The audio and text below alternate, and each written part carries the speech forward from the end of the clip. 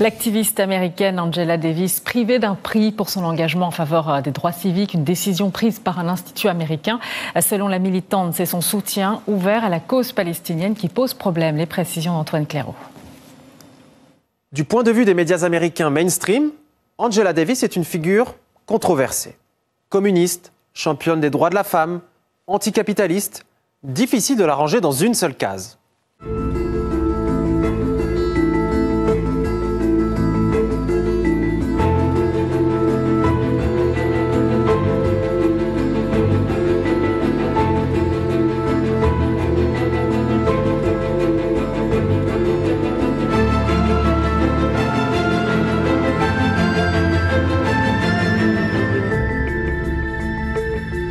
En septembre dernier, l'Institut des droits civiques de sa ville natale de Birmingham, dans l'Alabama, a décidé de lui rendre hommage avec un prix prestigieux, à grand renfort de louanges et de compliments.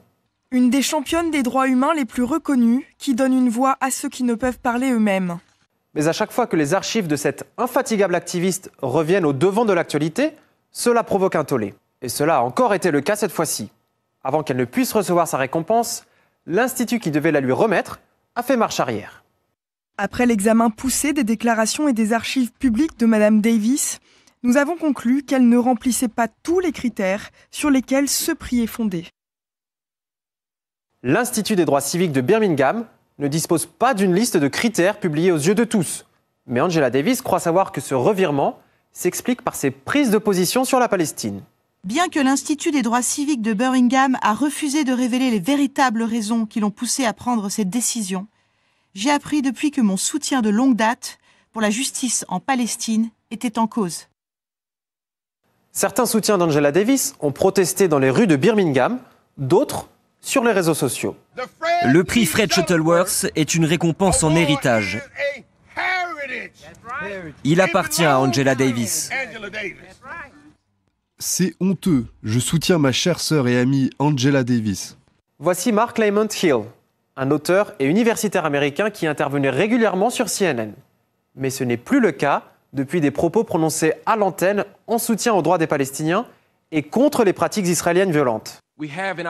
Nous avons la possibilité non seulement de faire preuve de solidarité en parole, mais aussi de nous engager dans des actions politiques, dans des actions sur le terrain, dans des actions au niveau local, dans des actions au niveau international qui nous donneront ce que la justice exige, c'est-à-dire une Palestine libre de la rivière jusqu'à la mer.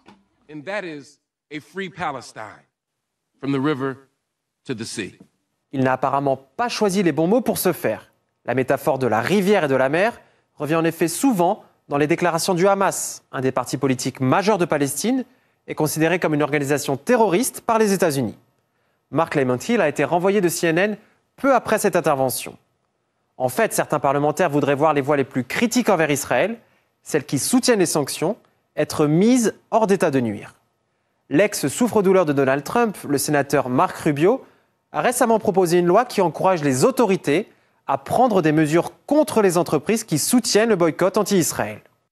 Le premier projet de loi du Sénat américain, au beau milieu du shutdown, est une défense bipartisane du gouvernement israélien des boycotts. Des lois qui interdisent l'accès aux appels d'offres des marchés publics aux sociétés qui boycottent Israël existent déjà dans 26 États, même si celles-ci rencontrent souvent une opposition féroce, tout comme la dernière initiative de Marco Rubio.